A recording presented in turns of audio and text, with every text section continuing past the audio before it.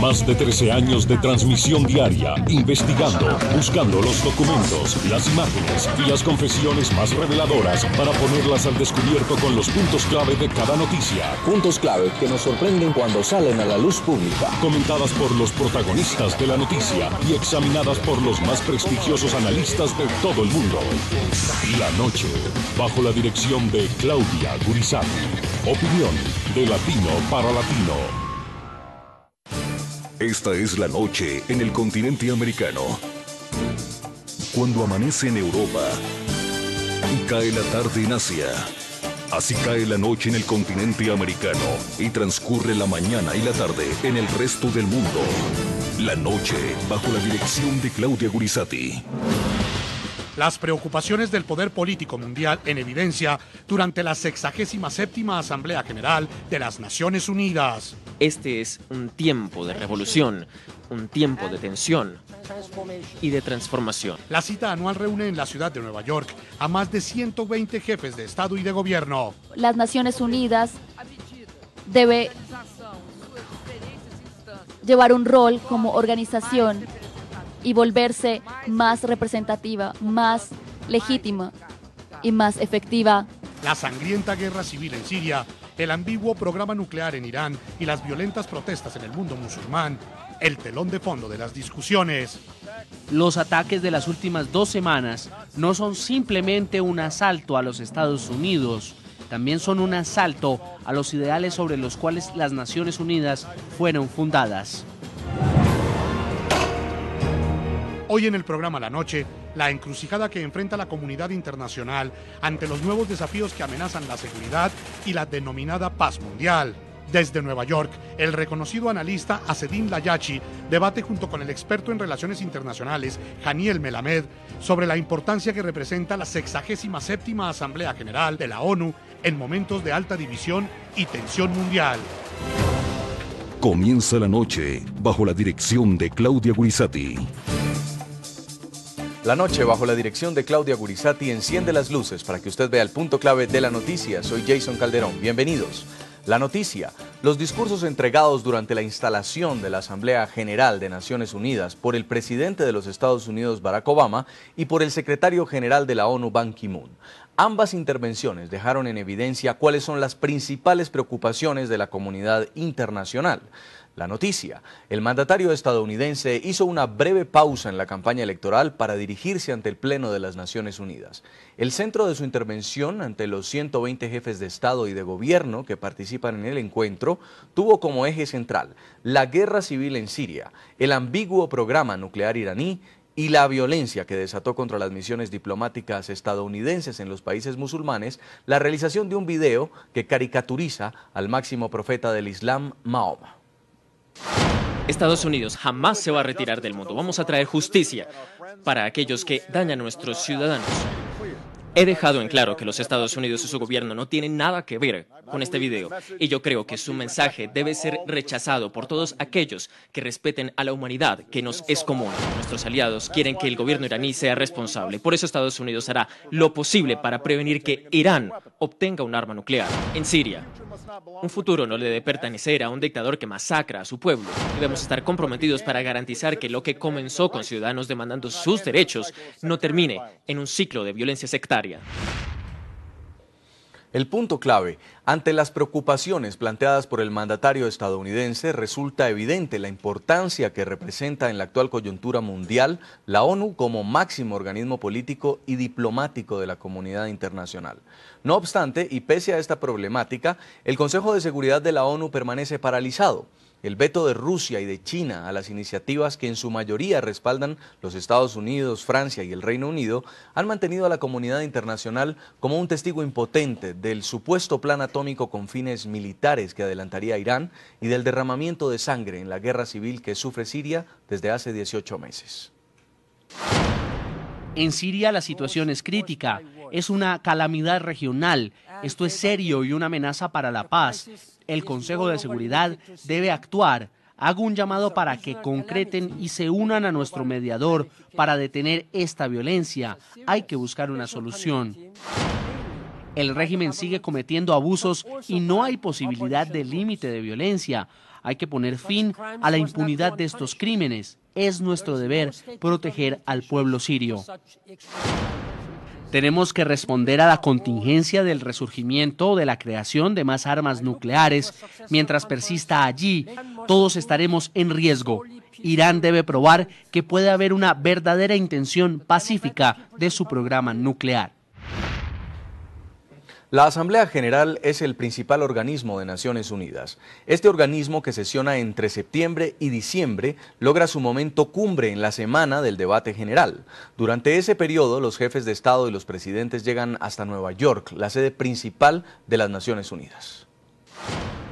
Este año Brasil, fiel a la tradición diplomática, inauguró la Asamblea General de la ONU. Señoras y señores, una vez más, la voz de una mujer está abriendo el debate de las Naciones Unidas.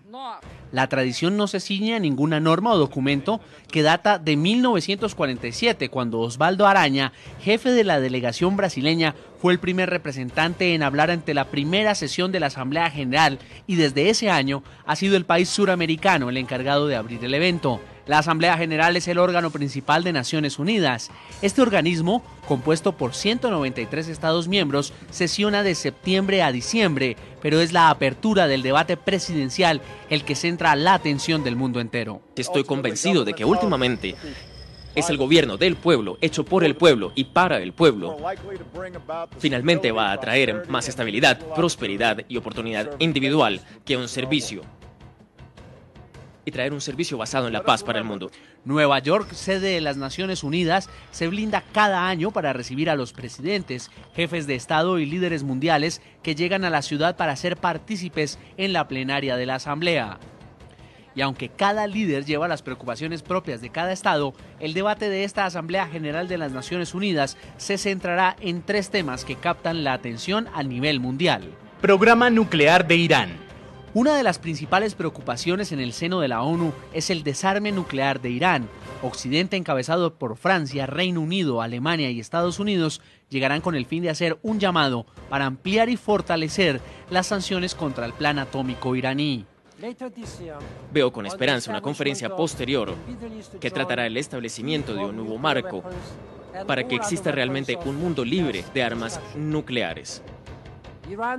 Irán debe probar que puede haber una verdadera intención pacífica de su programa nuclear. Corea del Norte debe probar a sí mismo que realmente se compromete con la desnuclearización de la península de Corea. Conflicto de Siria. Este viernes la crisis en Siria ocupará el principal lugar de las agendas de los líderes mundiales. Los ministros de Exteriores que conforman el grupo de amigos de Siria se reunirán para tratar de buscar fórmulas que terminen este conflicto que deja hasta el momento un saldo de 29.000 muertos, según el más reciente reporte del Observatorio Sirio de Derechos Humanos. El régimen continúa abusando y siguen cometiéndose abusos, particularmente por parte del régimen, pero también por parte de los grupos de oposición. Estos crímenes no deben quedar en la impunidad. No hay posibilidad para que haya límite a esta violencia. Es el deber de nuestra generación para poner un fin a la impunidad, a los crímenes que son internacionales en Siria y en cualquier lugar del mundo. Primavera árabe. Este miércoles habrá una sesión del Consejo de Seguridad para analizar la primavera árabe y la creciente violencia en los países musulmanes. En ese sentido, la Secretaria de Estado de los Estados Unidos, Hillary Clinton, pidió unidad para enfrentar a los extremistas y asimismo apoyar a los gobiernos que están viviendo un proceso de transición. El secretario de las Naciones Unidas apoyó esta iniciativa en la sesión inaugural. La crisis en Sahara todavía, por ejemplo, no tiene tanta atención y apoyo. La pobreza, fragilidad, sequía y tensiones sectarias son amenazas para la estabilidad de esta región. Cambios de gobierno han tenido lugar ya muy frecuentemente. El extremismo está levantándose cada vez más. En Nueva York saludamos a esta hora a Zedin Layachi, es doctor del Departamento de Política de la Universidad de Nueva York, profesor asociado en la Universidad de St. John en Nueva York y Roma, Italia. Imparte cursos sobre política de Oriente Medio y África del Norte, relaciones internacionales, política exterior de Estados Unidos. También es consultor de organizaciones públicas y privadas. Señor Layachi, bienvenido al programa La Noche.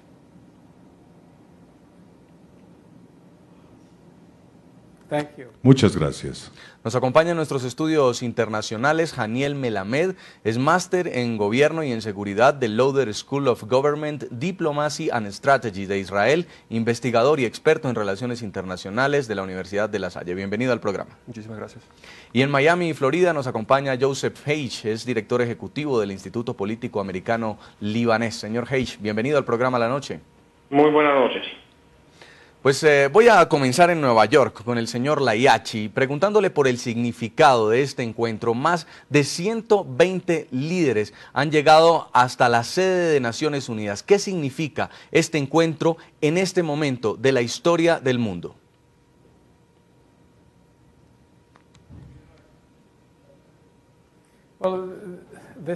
Bueno, es un encuentro que definitivamente es importante.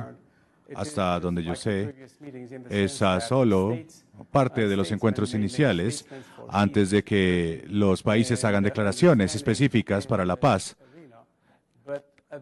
Pero al final del día, cada estado estará persiguiendo sus políticas basadas en sus políticas nacionales.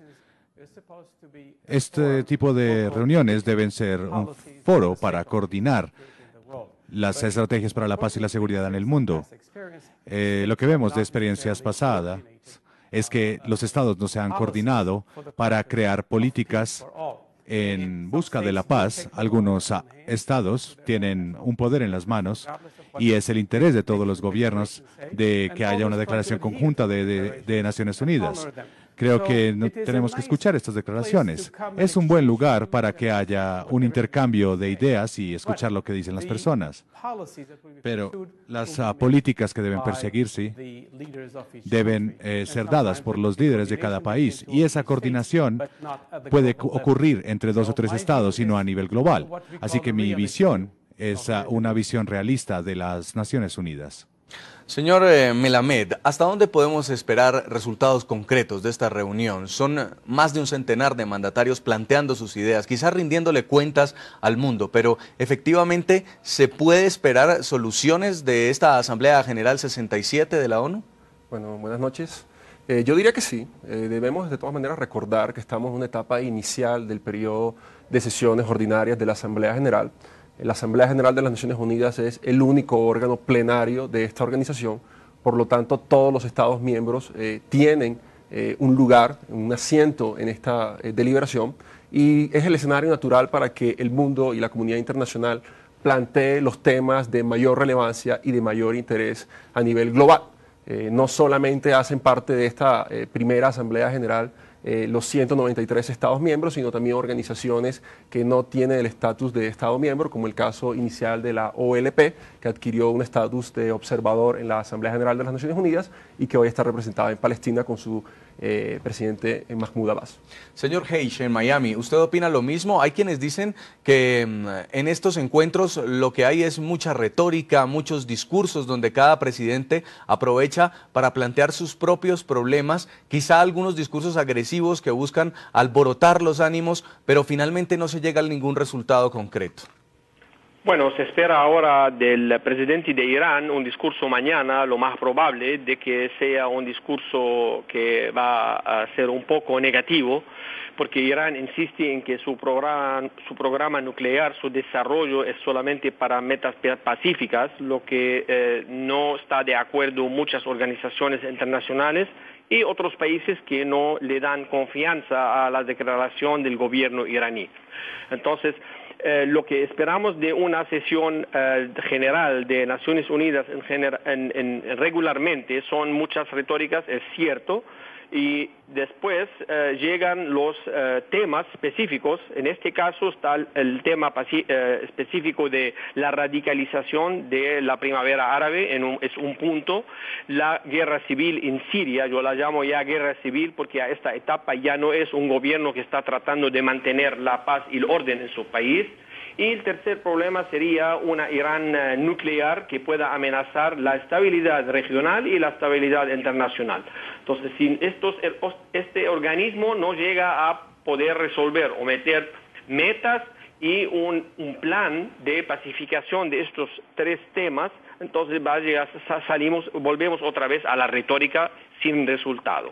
A propósito de esto que nos comenta, señor Heish, vamos a ver en qué marco llegan estos discursos enfrentados. Los presidentes de Estados Unidos e Irán, Barack Obama y Mahmoud Ahmadinejad, tuvieron un primer punto de discordia sobre el programa nuclear que con fines bélicos estaría desarrollando el régimen de Teherán. Mientras Ahmadinejad defendió el derecho de su país a desarrollar energía atómica con fines pacíficos, Obama dijo que hará lo necesario para frenar a Irán en su pretensión de obtener un arma nuclear. La presencia del presidente de Irán en Nueva York despertó de nuevo la atención internacional por el programa nuclear que lidera el régimen de Teherán. A su llegada a Nueva York para participar en la Asamblea General de la ONU, Mahmoud Ahmadinejad recalcó que Irán pretende usar la energía nuclear con fines pacíficos y criticó al Consejo de Seguridad por no sancionar a Israel, país que aparentemente tendría en su poder armas nucleares. Hemos evidenciado que algunos miembros del Consejo de Seguridad han elegido el silencio en relación con la guerra nuclear de un régimen fallido y al mismo tiempo impiden el progreso científico de otras naciones. Y este martes, desde el estrado de la Asamblea General de la ONU, el presidente iraní tuvo una dura respuesta de los Estados Unidos y del secretario general de Naciones Unidas. Irán, con un arma nuclear, amenaza a las naciones, amenaza con la estabilidad, incluso amenaza con eliminar a Israel. Amenaza con desatar una carrera nuclear y armamentística en la región y ataca a los tratados de no proliferación. Y por eso es que nuestros aliados quieren que el gobierno iraní sea responsable. Por eso Estados Unidos hará lo posible para prevenir que Irán obtenga un arma nuclear. Tenemos que responder a la contingencia del surgimiento de la creación de más armas nucleares. Mientras persista allí, todos estaremos en riesgo. Irán debe probar que puede haber una verdadera intención pacífica de su programa nuclear. Pero Barack Obama evitó hablar de intervenciones militares en el país persa y confía en la salida diplomática sobre la tensión nuclear con Irán. Déjenme ser claro, Estados Unidos quiere resolver este tema por la diplomacia y creemos que todavía hay tiempo para hacerlo. La Asamblea General de la ONU supone un nuevo episodio entre las tensiones entre Irán y Occidente. Desde principios de este año aumentaron los rumores sobre el supuesto interés que tendría Israel en atacar a Irán y contener así el presunto desarrollo de un arma nuclear por parte del régimen de los ayatolas. El diario The New York Times incluso tituló uno de sus reportajes así: ¿Israel atacará a Irán? Por primera vez desde que la amenaza nuclear iraní surgió en la década de 1990, al menos algunos de los líderes más poderosos de Israel creen que la respuesta a esa pregunta es sí. En entrevista con el programa La Noche de NTN 24, el ministro de Defensa israelí no confirmó esa intención, pero tampoco dejó de decir que Irán es una amenaza para el pueblo hebreo. Ellos están desarrollando un programa nuclear y están tratando de desarrollar armas atómicas y al mismo tiempo han dicho de manera explícita que quieren destruir Israel y quieren eliminar a nuestro país de la historia y del mapa. ¿Diplomacia con el régimen iraní o intervención militar? La pregunta con sus respuestas de nuevo ronda los pasillos de la sede de las Naciones Unidas esta semana. Las intervenciones de Ahmadinejad este miércoles y del primer ministro de Israel, Benjamin Netanyahu, este jueves serán claves para entender cómo van las tensiones en Medio Oriente. En Nueva York, señora Sedin Layachi, ¿cómo evalúa usted las palabras del presidente Barack Obama un día antes, además del discurso del presidente de Irán? Ha dicho, un Irán con armas nucleares no es un reto que se pueda contener, amenazaría con la eliminación de Israel. ¿Son palabras duras o son palabras no tan fuertes?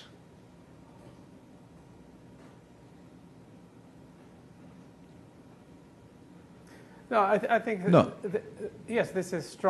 Es fuerte.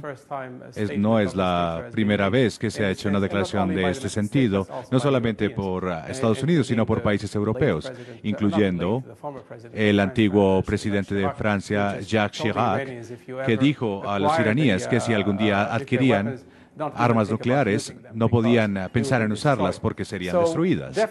Así que definitivamente esto solo reafirma a Israel, por un lado, de que Irán tal vez no podría adquirir capacidades nucleares, sino también los vecinos de Irán. Es una advertencia. También muestra un compromiso de evitar que Irán pueda adquirir esa capacidad nuclear militar, pero esto no significa que ellos vayan a tener éxito. Los iraníes oficialmente no están persiguiendo objetivos militares, pero todo el mundo sospecha que probablemente lo estén haciendo. Ellos no están cerca de alcanzar este desarrollo, pero también sabemos que hay vecinos que pueden ayudar a Irán a alcanzar esa capacidad y que sería una amenaza. Puede que no las usen, pero puede amenazar con usarlas y poner una presión sobre la región. Pueden tener una estrategia que podría influenciar los desarrollos en Medio Oriente e incluso mucho más allá del Medio Oriente. Cuando hablamos del presidente, creo que fueron palabras fuertes, pero hemos escuchado esto antes. Hay un compromiso de Estados Unidos para proteger a Israel y también para tratar de evitar que Irán alcance esta dominancia, este poderío militar en la región. No debemos olvidar que Israel también tiene armas nucleares.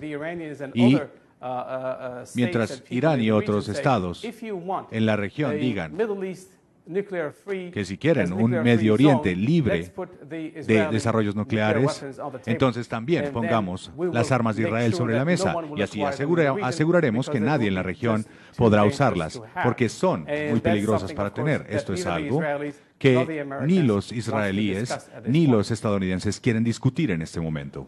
Sí, señor Haniel Melamed, estaba diciéndonos el señor Layachi que no es la primera vez que lo dicen, pero lo repite y lo repite una y otra vez Estados Unidos, aumentar las presiones, más sanciones, pero no hay un ultimátum concreto. Quizá la gente podría pensar que en un discurso como este ante la Asamblea de la ONU, Estados Unidos pudiera ya hablar de intervención militar.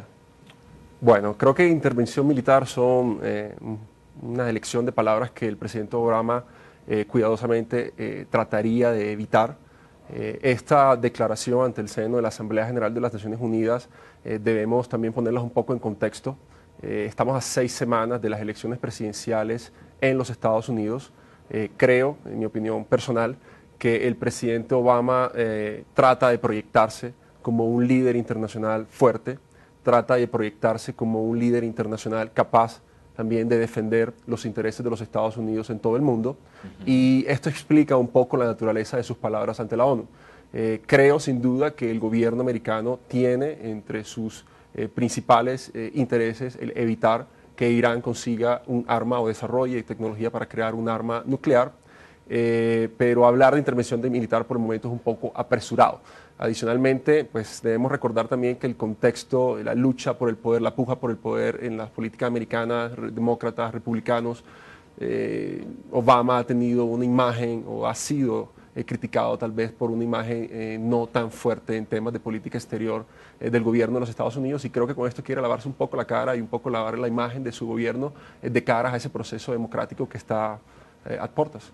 Señor Heish, quien sí puede ser muy fuerte en su discurso contra el programa nuclear iraní es Israel. Sin embargo, el presidente de Israel solamente va a llegar hasta el próximo jueves y se ha filtrado a través de los medios de comunicación que la Casa Blanca no quiso adaptar el calendario del presidente de Estados Unidos al de Israel. Barack Obama entregó su discurso y se fue para continuar con sus actos de campaña. Incluso en el discurso pues arremetió contra el programa nuclear iraní, pero quizá no tuvo un respaldo tan contundente como se esperaba para Israel. ¿Cómo evalúa usted el marco de las declaraciones de Obama sobre lo que está pasando en el régimen de Mahmoud Ahmadinejad?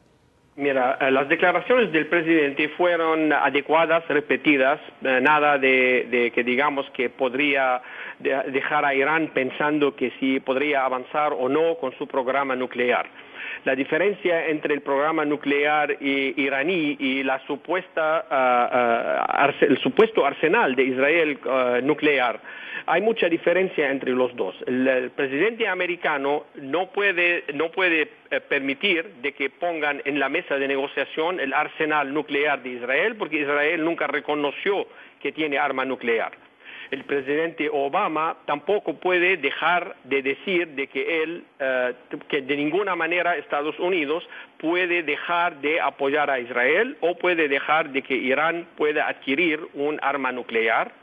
El tercero, que él trató de no juntarse con ningún mandatario durante la sesión de Naciones Unidas, lo que lo han criticado los republicanos y los demócratas, unos demócratas en Estados Unidos, porque no es el momento de jugar un papel de pacifista en el momento cuando el mundo está hirviendo con problemas que sean en el Medio Oriente o en Asia o en Afganistán o de nuevo en Irak otra vez. Entonces el presidente americano hizo, de acuerdo a sus consejeros, me imagino, de que esta era la mejor manera de salir de la sesión de Naciones Unidas. Ahora, él hizo cálculos definitivamente que sí se juntaría con el presidente de Israel o el primer ministro de Israel durante la sesión de Naciones Unidas y ha elegido de no hacerlo. Lo que podría la repercusión de no haber juntado con estos uno o el otro de los mandatarios israelíes le podría costar votos durante su campaña electoral en Estados Unidos, pero me imagino que él había analizado eso y prefirió no juntarse con ninguno de los dos. Ahora, acerca de Irán, el discurso del presidente americano fue duro, pero no duro lo suficiente para que Israel se quede sentada con los brazos cruzados. Israel tiene un problema de existencia con un Irán nuclear.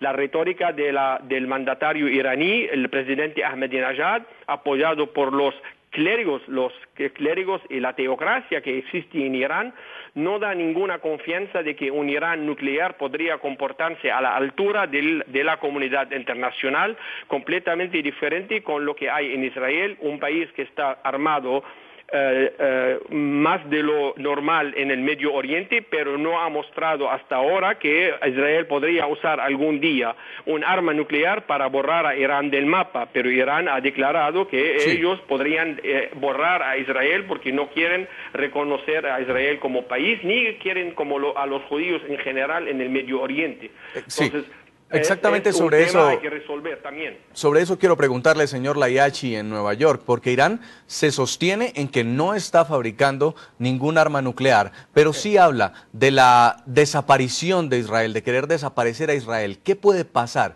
en el discurso de este miércoles del señor Ahmadinejad?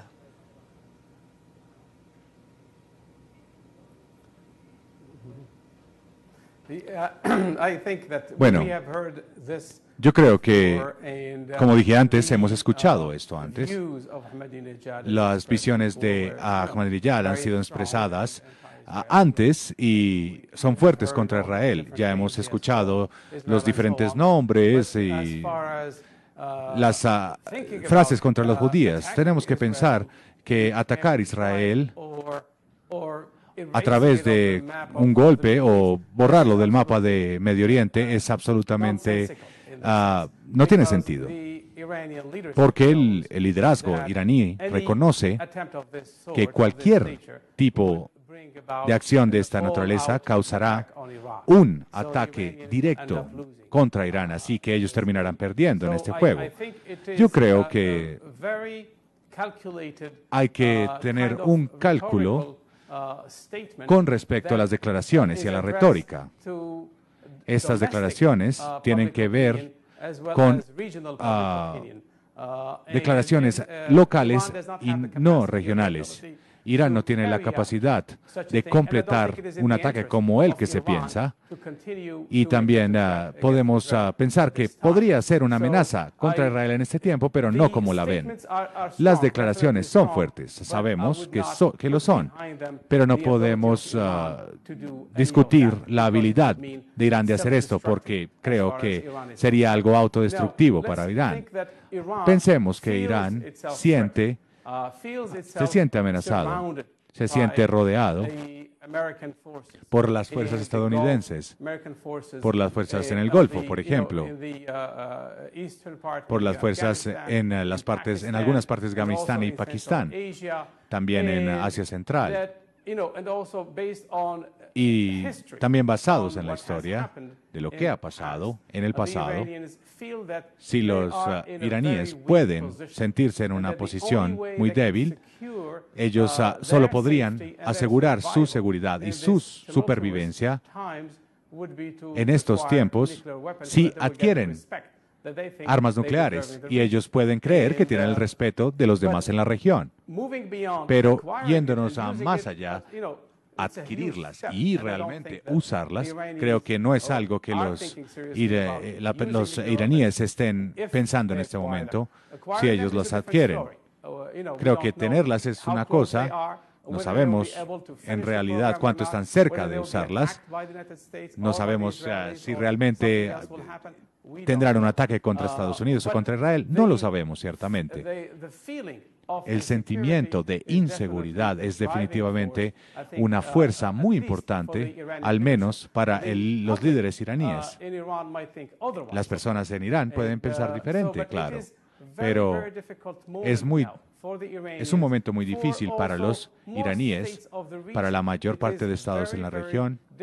Es un tiempo muy difícil y creo que los tiempos se están moviendo hacia otro tipo de políticas, no solo para los estados en la región, en el Medio Oriente, sino Israel y otros países del norte, sino también para Estados Unidos y otros países.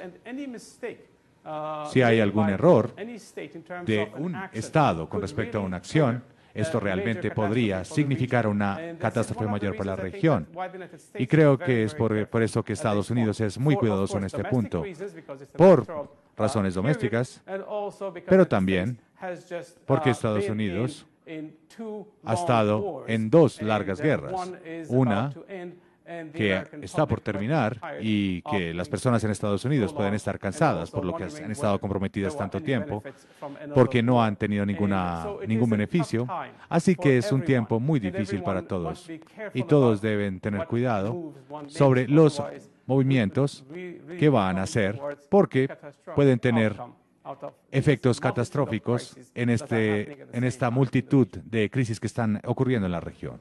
Vamos a una pausa comercial en el programa La Noche. Al regresar, la violencia que golpea a Siria desde hace 18 meses, cuando iniciaron las protestas que buscan el derrocamiento de Bashar al-Assad, es otro de los temas que marca la agenda de la Asamblea General de la ONU.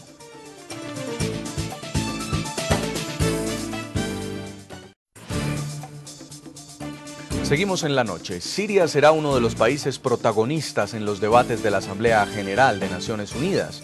En la jornada de este martes, Ban Ki-moon, el secretario general de la ONU, y Barack Obama, el presidente de los Estados Unidos, hicieron un llamado urgente para terminar con la violencia que golpea al país desde hace 18 meses, cuando iniciaron las protestas que buscan el derrocamiento del régimen de Bashar al-Assad. La situación en Siria es extremadamente difícil y se va a poner peor. Las desalentadoras declaraciones del mediador internacional para Siria, Lakhdar Brahimi, fueron la antesala del debate de la Asamblea General de las Naciones Unidas, que tendrá al país árabe como uno de sus temas prioritarios. Después de un año y medio de conflicto que no parece tener una pronta salida, la guerra civil que libra Siria deja un saldo de 29.000 muertos, 250.000 refugiados y cerca de 1 millón de desplazados, números que se incrementan con el pasar de los días. Mientras grupos de la oposición piden una mediación internacional que facilite una transición pacífica del poder, el ministro de Información de Bashar al-Assad aseguró que el régimen logrará la victoria definitiva. Es solo una cuestión de tiempo y no será mucho. Estamos cerca de una victoria definitiva. Cualquiera que apueste que no será así, ya sea desde lo militar o lo político, está equivocado y es un estúpido, un idiota o un conspirador. Ante este panorama, Naciones Unidas ha expresado su preocupación. Ban Ki-moon, el secretario general de la ONU, hizo un llamado al Consejo de Seguridad para que actúe contundentemente respecto a Siria ante lo que considera una calamidad regional. La crisis no se limita ahora a Siria, también es una calamidad regional y con ramificaciones incluso a nivel global. Esto es algo serio y una amenaza creciente para la paz. Por su parte, el presidente de los Estados Unidos, Barack Obama, que se refirió en buena parte de su discurso a las violentas protestas en el mundo musulmán a causa de una película referente a Mahoma, fue contundente al pedir el fin del conflicto en Siria. Asimismo, manifestó su confianza en el papel que el pueblo sirio puede jugar en el destino de su país, con la confianza de que todas las comunidades sean partícipes en un eventual proceso de transición. La presidenta de Brasil, Dilma Rousseff, encargada del primer discurso de la jornada inaugural, responsabilizó al régimen de Bashar al-Assad por el espiral de violencia y señaló a la diplomacia como la única vía que puede conducir al final del Siria ha producido una situación humanitaria de grandes proporciones en su territorio y en sus vecinos. El gobierno de Damasco es responsable por el ciclo de violencia que ha hecho víctimas a muchos civiles, mujeres, niños y gente joven. Pero será este viernes cuando el grupo de amigos de Siria, que apoya a los opositores al régimen, se reúna con fin de unificar la postura de quienes buscan el fin del periodo de Bashar al-Assad, que se resiste a dejar el poder a pesar del fuerte rechazo popular que empezó con manifestaciones en su contra y que con el pasar de los meses ha dado paso a una guerra civil. En nuestros estudios, señor Haniel Melamed, hemos escuchado a Ban Ki-moon, secretario general de la ONU, al presidente de Estados Unidos, Barack Obama, al presidente de Francia, François Hollande, a Dilma Rousseff, representando a Latinoamérica en estos discursos de hoy, todos condenando la violencia en Siria, pidiendo el fin de la violencia, pero también es el mismo Consejo de Seguridad de la ONU el que está maniatado con el veto de Rusia y de China para poder intervenir en este conflicto que ya lleva 18 meses. ¿Cómo interpretar entonces que puedan los mandatarios del mundo dar una solución? Bueno, en primer lugar es importante aclarar una serie de conceptos. Creo que es evidente que el mundo generalizado condena los actos de violencia y de barbarie que se están llevando a cabo en contra de la población civil en Siria. Siria es un actor especialmente importante en temas geopolíticos en Oriente Medio. Cuenta con el apoyo o el respaldo del Consejo de Seguridad por parte de China y de Rusia, miembros permanentes y con derecho al uso del veto en esta institución. Y por lo tanto no podemos garantizar que sea a través de las Naciones Unidas donde la comunidad internacional encuentre la gran salida esperada para solucionarse a través de la diplomacia o otros medios la difícil problemática que atraviesa el pueblo sirio. Debemos entender también que en Siria juega un papel también extremadamente importante con quien mencionábamos o quien era nuestro foco de atención en el segmento anterior, que es Irán. Se mantiene tal vez como el único aliado estratégico de Irán en la región. Es un enclave territorialmente estratégico para garantizar al gobierno iraní un ámbito de influencia, una esfera de influencia bastante amplia que vaya desde el occidente de Afganistán hasta el Mediterráneo, específicamente hasta la altura del Líbano, donde están asentadas milicias chiitas de Hezbollah, pro-sirias y pro-iraníes que sencillamente tienen la capacidad de desestabilizar la región en un ataque eventual frente a Israel. Ahora, entendiendo por supuesto que existiese de pronto la voluntad política de la comunidad internacional para llevar a cabo algún tipo de acción militar en Siria a futuro, podríamos prever que existen otros escenarios que permitirían hacer uso de esta alternativa. Sin embargo, mi opinión personal es que no existe de momento esa voluntad.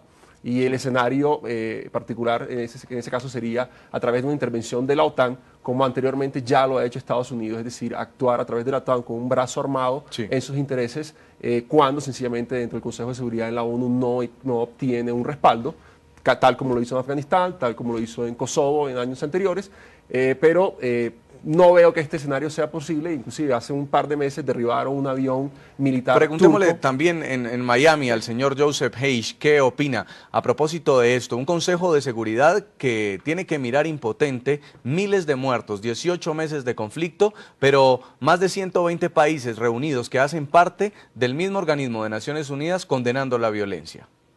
Mira, lo que estamos viendo ahora con el tema de Siria, hemos visto el inicio de otro frente geopolítico parecido a la Guerra Fría hace unos cuantos siglos.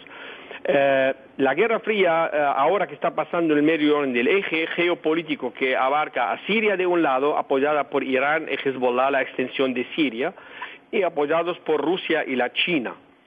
Podemos hablar de muchas soluciones políticas para el problema de Siria, pero estamos hablando de organizaciones y de países que pueden hablar lógicamente y pueden sentarse en una mesa redonda para llegar a una meta que es la pacificación del conflicto sirio. Desafortunadamente, el pensamiento y el comportamiento de un gobierno como el de Bashar al-Assad y de Ahmadinejad desafían la lógica política. Desafortunadamente, estos mandatarios desafían la lógica política para que se pueda sentar en una mesa redonda de pacificación. El presidente de Siria sigue negociando desde el primer trimestre que ha empezado el levantamiento en su país. Fue pacífico al principio, no usaron ni armas ni nada violento los manifestantes. Él eligió cambiar el conflicto a un conflicto violento y desde aquel tiempo él trata de ganar tiempo con negociar una salida pacífica, pero para él la salida pacífica al gobierno sirio es quedarse en el poder, que la oposición pueda tener lo mínimo al principio de las negociaciones de lo que pidieron y después cuando se calma el asunto volver a eliminar toda la oposición de nuevo. El tema de que la Siria todavía puede negociar de una manera pacífica a través de su gobierno una solución pacífica para el conflicto es absurdo a este momento. Si vemos la historia del presidente Bashar al-Assad y su padre Hafez al-Assad, tenemos que aprender de que estos mandatarios nunca van a llegar a resolver un problema que les amenaza su poder de una manera pacífica. Lo mismo cuando apoya a Irán a Siria, estamos hablando de la misma mentalidad de gente que desafía el entendimiento del comportamiento de esta gente, desafía la lógica que se hace en los otros países. Tengo que hacer una segunda pausa comercial. Ya regresamos para debatir en nuestro bloque final la ola de protestas en el mundo musulmán ante las publicaciones por el profeta Mahoma. También será otro punto y es ya tema de discusión en Nueva York.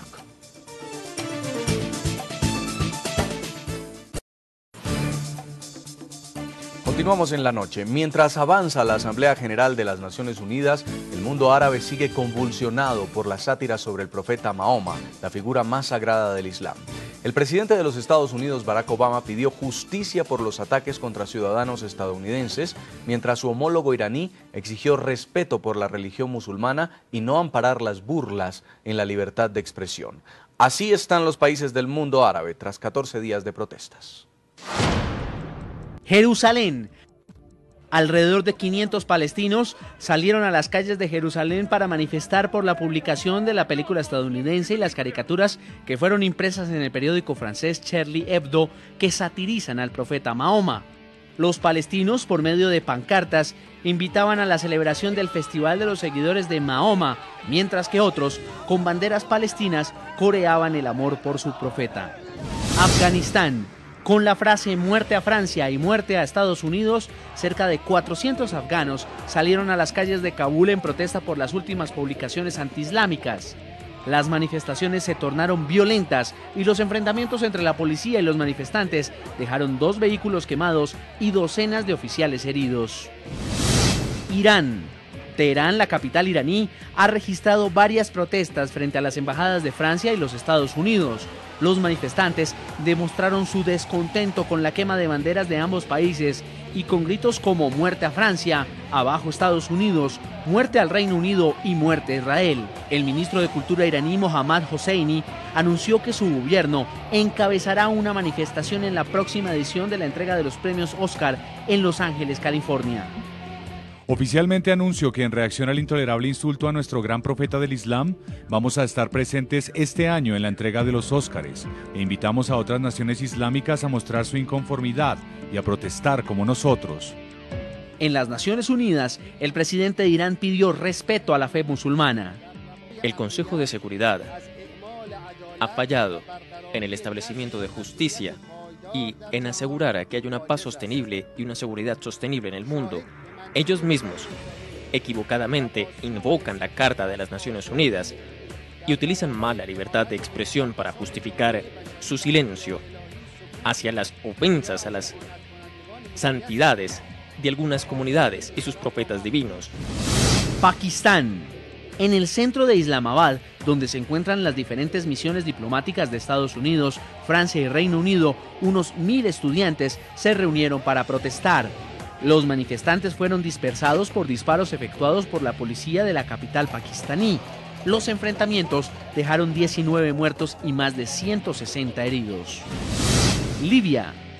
14 días después de que manifestantes entraran al consulado de los Estados Unidos en Bengasi, cerca de 10.000 manifestantes salieron a la calle a protestar pacíficamente para pedir el alto el fuego y condenar los ataques que le quitaron la vida al embajador de los Estados Unidos en Libia, Christopher Stevens, y a 3 diplomáticos más. El presidente de los Estados Unidos, en su discurso ante la Asamblea de las Naciones Unidas, dijo que su gobierno no se quedará de brazos cruzados frente a las agresiones antiestadounidenses en el mundo árabe. Comprendan, Estados Unidos jamás se va a retirar del mundo. Vamos a traer justicia para aquellos que dañan a nuestros ciudadanos. Líbano.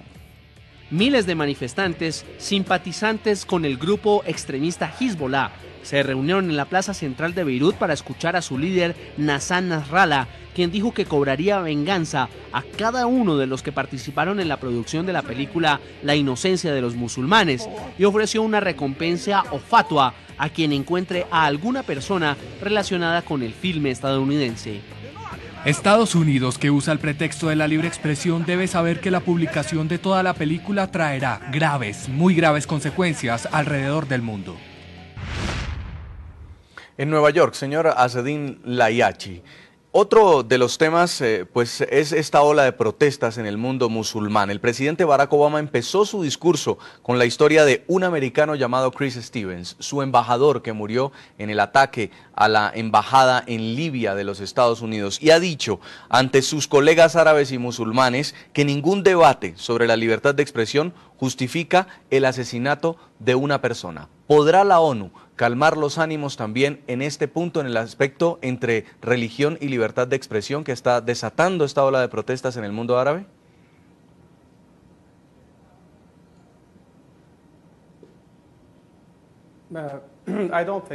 Bueno, no creo que pueda ser así. No es la primera vez que vemos este tipo de protestas en el mundo árabe contra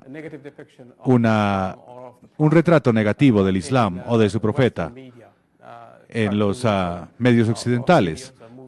Son caricaturas, son películas, son videos. Esto no es algo nuevo. Lo que es diferente en este momento es que la región África árabe está pasando un momento muy difícil de transición.